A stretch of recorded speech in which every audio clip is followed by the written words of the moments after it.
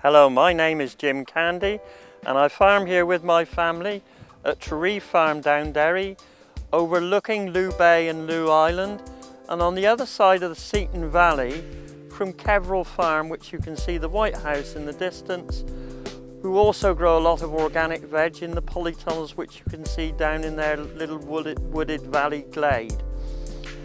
I am standing here on what actually is the beginning of our vegetable story. I'm standing on a load of bullshit, or more technically, a heap of farmyard manure. And this farmyard manure provides the nutrients for our organic crops, which consists of a whole range of crops, including potatoes, broad beans, brassicas, beetroot, etc., etc. This farmyard manure was created in the winter when the cattle are housed on straw purchased into the farm, and that is composted with a manure which they leave from their food, and it breaks down over the summer, and we turn it in order to manage it, in order to reduce the amount of weed seeds that it produces, and this provides a good nutrient base for the crops that we grow in the following years. And this dung will be used either this autumn or next spring.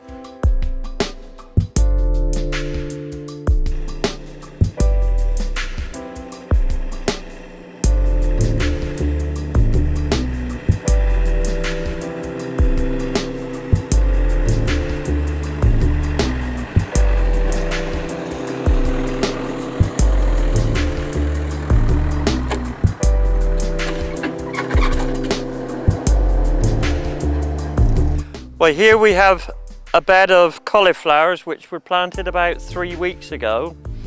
These plants have been raised for me in modules which are little plugs of compost, just a bit about the size of an egg cup. The seed is planted in those and raised in glass houses and then left outside to harden off. And when the plant is of the right size, we come out here with an automated planter that we pull behind the tractor that's in the distance up there, and we can plant brassicas and some other plants at quite a high rate with that machine. My children and their friends are very adept at putting the plants in, and we can plant at the rate of sort of 1 kilometre an hour if we got the species, if the plants are good, which is a tremendous number of plants in that hour. The ground will have been ploughed after it had been after the composted farmyard manure is spread on it, in order to get the fertility right, and then it is cultivated in order to make a good seed bed for the plants to be planted into. And these plants were put in here about 3 weeks ago, and it's just about time. As you can see, some of the weeds are beginning to become established here, and it's time to go through with the inter-row cultivator to take the weeds out, and then there may be some manual weeding that's necessary between the rows. These plants are grown in succession, and although it's only autumn now, the cauliflowers for harvesting next April, May and even June have been planted.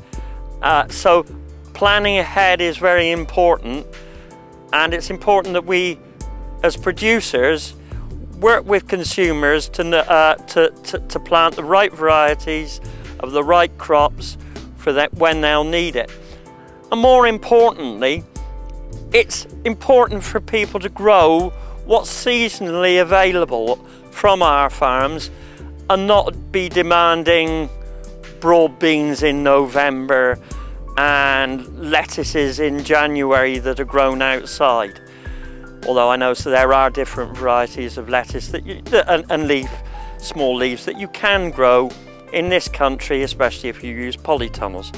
But here at Trerieve we concentrate on the field scale varieties, and you can see over there we've got some red cabbage, and there's some kale, and over near the rabbit fence there's some purple sprouting broccoli, and a white purple sprouting broccoli, or a white broccoli.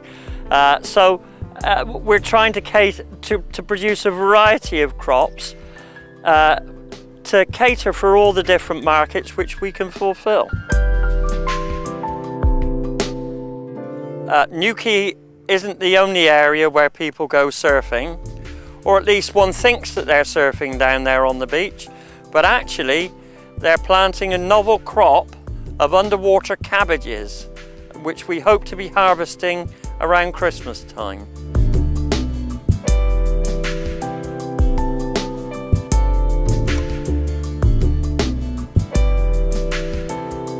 Well, now we can see the livestock, which are the basis of the fertility building crops that we use here on Trerieve Farm in order to get the fertility for the organic production for the vegetables, etc., etc. We've been keeping livestock on this farm since we came here. We started off with sheep, and then we gradually changed over with some of the Simmental cross cows, but we are now changing to the South Devon cattle, which is the same as that red one, or the technical name is, or the society like to call them, dun, and that is the best breed that I think suits the organic system here on the farm. These cattle are out here grazing at the moment. They're in a field of grass seeds which was reseeded last year after vegetables. It's a little bit patchy here in the gateway, so we are going to oversow with a bit of seed this autumn. But you can make out some of the clover, and I've got a little bit of clover here in my hand, which is the basis of building the fertility during the grass part of the rotation. And these clovers fix the nitrogen from the atmosphere, and this is stabilized in the soil where it becomes available for following crops, as does the phosphate and the potash and the other trace elements that provide all the micronutrients needed to raise good, healthy, organic crops that have got good disease resistance, thrive well, provide a good sustainable crop, but the most important thing is that they provide vegetables with a good taste, and we believe that this is one of the most important factors with our vegetable production here on Trerieve Farm. I think taste is important and freshness is important as well. Well, here we are in one of the wildlife havens that I've got on the farm. This is the pond area that you can see before us. It was just a marshy bit of land, but I had some funding under the Countryside Stewardship Scheme to excavate this pond, which is 300 square metres. We've got owls, bats, and a lot of other insect life actually has colonised this grass area, which is managed as a for the wildlife, and in particular we've got some areas which are not cut and not grazed heavily in this, and there are a lot of insects that thrive here. I'm very pleased with the way that this has made use of quite a wet corner of a field, and of course it's some of the plants that we grow here, the cabbages, etc., they can be threatened by caterpillars. So if you can increase the amount of predators that feed on those caterpillars, then you can reduce the problems. So we look at wildlife holistically as working with us in our organic system.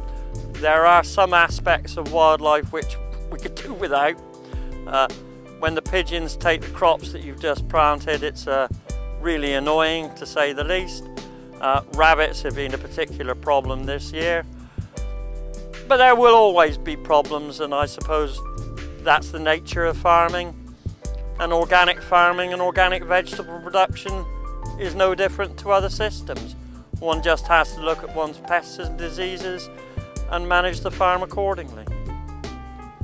Well, that concludes our tour of Tree Farm here in Southeast Cornwall this afternoon.